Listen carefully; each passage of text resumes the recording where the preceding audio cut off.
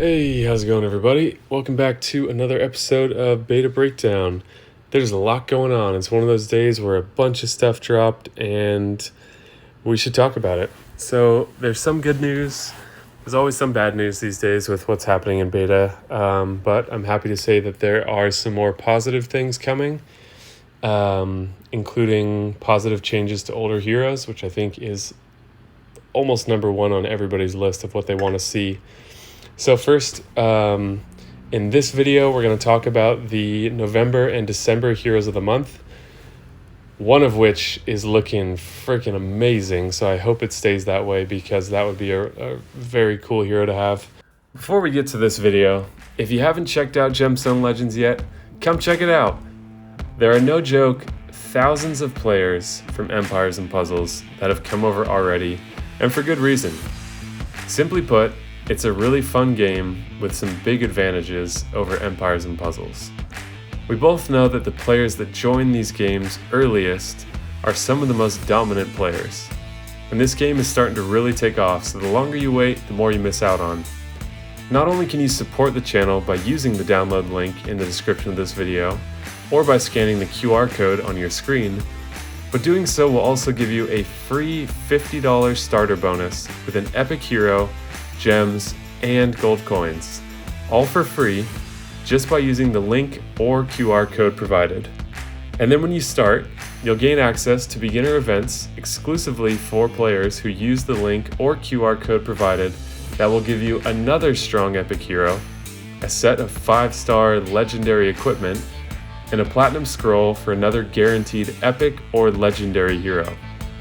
Lastly, I have created a bunch of videos in a Gemstone Legends playlist on my YouTube channel to make learning this game as easy and fun as possible. So hit that download link in the description and get started with one of the most fun and deep Match 3 RPGs. There's a great community in Gemstone Legends. It has some huge advantages over Empires and Puzzles, and overall I think you guys are really going to like it. In a following video, I'm going to be talking about the changes that I just mentioned to some of the older heroes, what that means, what the impact is going to be, all that kind of stuff. So make sure you are subscribed so that you don't miss when that video drops. And please leave a like on this video to show your support for the channel and to help other people find this information, which I think benefits the community as a whole. And I, of course, appreciate it because you are helping me grow the channel, and that is awesome. So first things first, we have the November Hero of the Month, and that is Balbar. I don't know if any of you are from my generation growing up with the book and TV show Balbar with the elephant, but this kind of sounds like a butchered version of that. So we have a green druid at average speed, and you'll notice here Legends Family 2021. What does that mean? That'll be covered in the next video, so make sure you are subscribed like I mentioned before so you don't miss when that comes out, because that is some good information to have and it's pretty exciting news. So attack 762, defense 756, HP 1378. Innate resistance, resist buff immunity. Not one of my favorites, but sometimes the heroes of the month are ahead of their time. And what they're offering at the time, it's like, I don't see how that could possibly be relevant. And then the context of the game changes and it becomes more relevant. So always keep in mind that possibility. For example, there was Grizzul once upon a time, and people thought, oh, her heal is weak. What's she going to be any good for? And then the whole Teleria Vela Gravemaker thing happened, and she was fantastic for that. Of course, that changed. Her utility went down again, point being this all can fluctuate. Then we had Grimble, which a lot of people were like, oh, he sucks. You know, there's not that many minion heroes. He is freaking amazing now. He's one of my favorite heroes. And his mana boost with only 5 minions alive is even stronger than the one offered by Znolfod, evil Dr. Zoidberg, as we'll call him. So anyways, if some of these things don't seem that exciting in the moment, keep in mind it would not be the first time that there have been drastic shifts and some of these older heroes of the month have become very powerful. Innate ability, health recovery on buff received. This hero recovers 5% health when they receive a buff. That's pretty cool. Mana speed average, and we're seeing a skill that was in Gemstone Legends that hadn't existed in Empires and Puzzles. Not to say that they copied it from there, but it's cool to see new things coming into the game. And this is one of my favorite abilities in Gemstone Legends, but deals 350% damage to the target. The target falls asleep. While asleep, the target can't attack or gain mana. So they're just frozen. It's like people had been saying for a while, oh, it'd be cool to have a hero like Hell that freezes mana, but they also can't do slash attacks. And that's what we have here. And all damage dealt to the sleeping target is increased by 50%. The sleeping target is woken once it takes damage. So a couple things I want to mention here before we move on to the next hero. 350, not the most damage, okay. The cool thing about the sleeping is nothing wakes them up until you decide. So if you put a hero to sleep, you can literally ignore them until the very end of the match and they will just sit there and do nothing, which is really powerful. I could see myself being interested in this hero actually, despite the weaker damage, because it's kind of like, I think this is going to get changed. Maybe they're going to say 4 turns maximum or something, because this is like Lepiota, except they just permanently are gone. They're not taking damage every turn, but you can then put the biggest threat to sleep, deal with everybody else. But keep in mind, I guess the weakness that I wasn't thinking about is tile damage will wake them up as well. So you really have to be able to totally avoid them, whereas Lepiota moves them off the field entirely. But this could give you the ability to just take a hero out of commission for hopefully a while, deal with some other threats, and then come back to them. And the cool part is, if you can charge up your specials when you're ready to target them, they're going to take increased damage on that first hit before they wake up, which is pretty cool. So an interesting hero. I'm glad it's not just a different twist on an old thing. They seem to be a little more clever with the Heroes of the Month. So that's cool. Element Link gives plus 10% increase for any healing received for all nature allies for 4 turns. Can't be dispelled. That's okay. Not that great. So since recording this, just one change I want to tack on to the end here, which is pretty cool because this was a concern that I mentioned. The damage now excludes, or the damage that can wake a sleeping target excludes damage from minions and fiends. So it doesn't rule out that as a synergy possibility.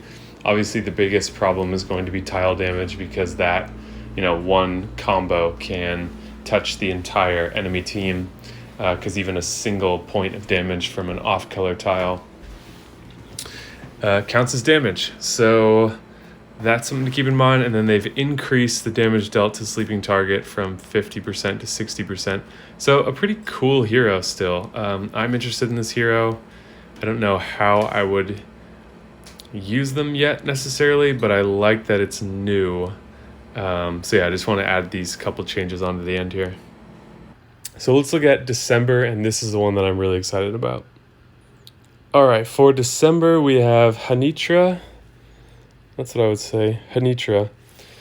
Attack 721, defense 797, HP 1409, so more defensively built but pretty balanced. A yellow monk at fast speed. Resists skill blocking. This hero has innate resistance against status ailments that block special skills. So, Mickey, I don't know if this counts heroes like Hell or Proteus. If you do know the answer to that, let us all know in the comments below. But we have an Outfright counter here in the correct color, and also a monk, which means that that gives you the potential at other kinds of resistances. But that is a really good innate resistance because it gives you a counter to some of the most powerful heroes in the game.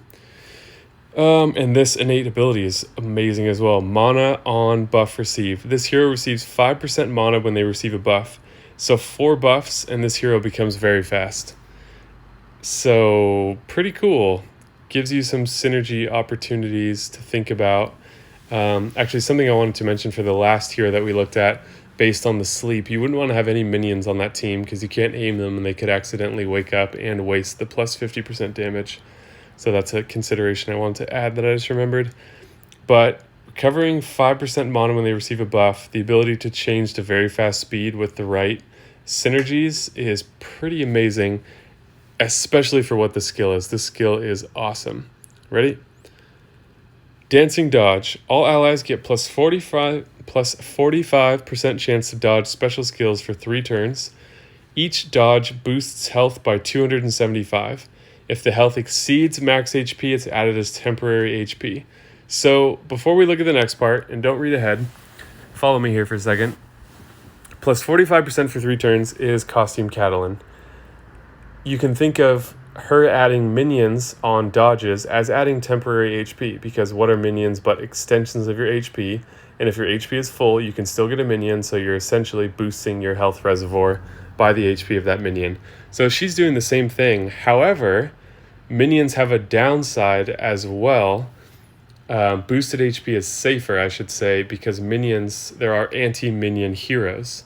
I guess there are also boosted HP heroes as well, but none that, in my impression, are quite as dangerous as heroes like Scotty or Grimble in terms of quickly turning the match against you.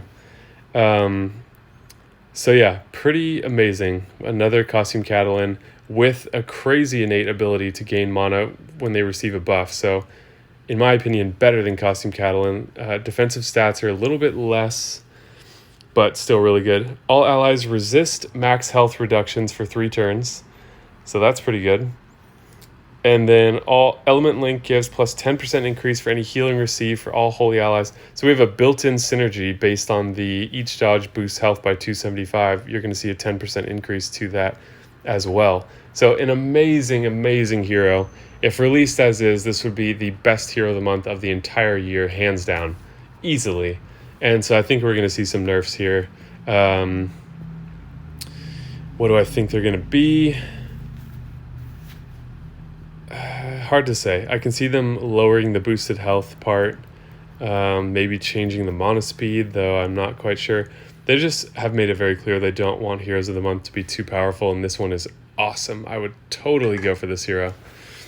So yeah, Costume Catalan is quite good. Obviously, you're not dealing damage like Costume Catalan does, but I think her damage on offense is pretty damn weak anyways. This to me seems better. At least you have a support hero that's all in on their function, and you're getting, let's see, over 300 HP with the passive ability. I guess only for holy heroes, but between 275 and 300 something HP, because Mana Troops will affect that too. So very, very good hero. So yeah, let me know what you think of these in the comments down below. Please hit that like button and subscribe. Like I said, I'll be covering what that Legends Family 2021 means and what these changes to the older heroes that are coming in the pipeline. So thank you so much for watching, and I will see you all in the next video.